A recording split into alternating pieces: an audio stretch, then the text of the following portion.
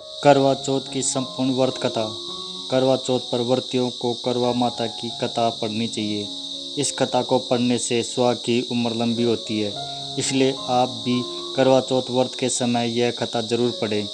दाम्पत्य जीवन में मधुरता लाने वाला और संबंधों को अधिक मजबूत बनाने वाला त्योहार करवा चौथ इस बार 1 नवंबर को है। उस दिन सुहागिन महिलाएं पति की दीर्घायु के लिए व्रत कर रखेंगी और शाम को चांद को अर्घ देकर और छलने में पति का चेहरा देखकर व्रत तोड़ेंगी।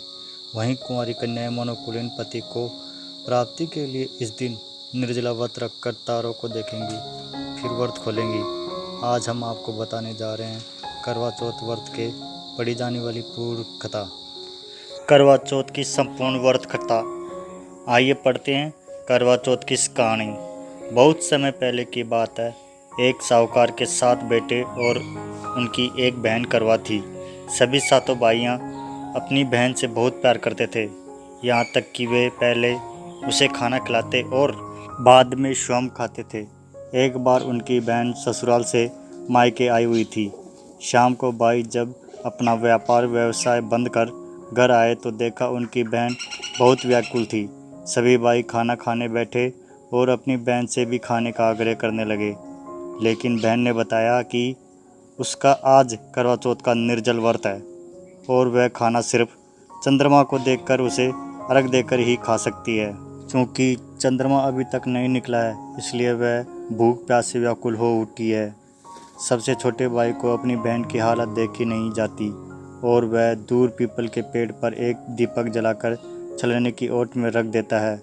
दूर से देखने पर वह ऐसा प्रतीत होता है कि जैसे चतुर्थी का चांद उदित हो रहा हो। इसके बाद भाई अपनी बहन को बताता है कि चांद निकल आया है, तुम उसे अर्घ देने के बाद भोजन कर सकती हो। बहन खुशी के मारे सीढ़ियों पर चढ़कर चांद को देखती है, उसे अर्घ देकर खाना खाने बैठ जाती है। वह पहला टुकड़ा मुंह में डालती है तो उसे छींक आ जाती है, दूसरा टुकड़ा डालती है तो उसमें बाल निकल आता है और जैसे ही तीसरा टुकड़ा मुंह में डालने की कोशिश करती है तो उसके पति की मृत्यु का समाचार उसे मिलता है। वह बौखला जाती है। उसकी भाभी उसे सच्चाई से अवगत कराती है कि उसके साथ ऐसा क्यों हुआ। करवा चौथ का व्रत गलत तरीके से टूटने के कारण देवता उससे नाराज हो गए हैं और उन्होंने ऐसा किया है। सच्चाई जानने के बाद करवा निश्चय करती है कि वह अपने पति का अंतिम संस्कार नहीं होने देगी और वह अपने सतीत्व से उन्हें पुनर्जीवन दिलाकर रहेगी। वह पूरे 1 साल तक अपने पति के शव के साथ बैठी रहती है, उसकी देखभाल करती है। उसके ऊपर उगने वाली सुईनुमा घास को वह एकत्रित करती जाती है। 1 साल बाद फिर करवा चौथ का दिन आता है। उसकी सभी भाभियाँ करवा चौथ का व्रत रखती हैं। जब भाभियाँ उससे आशीर्वाद लेने आती हैं तो वह प्रत्येक भाभी से यम सुई ले लो, पी सुई दे दो, मुझे भी अपनी जैसी सुहागिन बना दो, ऐसा आग्रह करती है। लेकिन हर बार भाभी उसे अगली भाभी से आग्रह करने का कहकर चली जाती है। इस प्रकार जब 6ठे नंबर की भाभी आती है तो करवा उससे भी यही बात दोहराती है। यह भाभी उसे बताती है कि चूँकि सबसे छोटे भाई की वजह से उसका व्रत टूटा था, अतः उसकी पत्नी में भी शक्ति है कि वह तुम्हारे पति को दोबारा जीवित कर सकती है। इसलिए जब आए तो तुम उसे पकड़ लेना और जब तक वह तुम्हारे पति को जिंदा न कर दे उससे नहीं छोड़ना। ऐसा कहकर वह चली जाती है। सबसे अंत में छोटी भाभी आती है। करवा उनसे भी सुहागिन बनने का आग्रह करती है, लेकिन वह टालम टोली करने लगती है।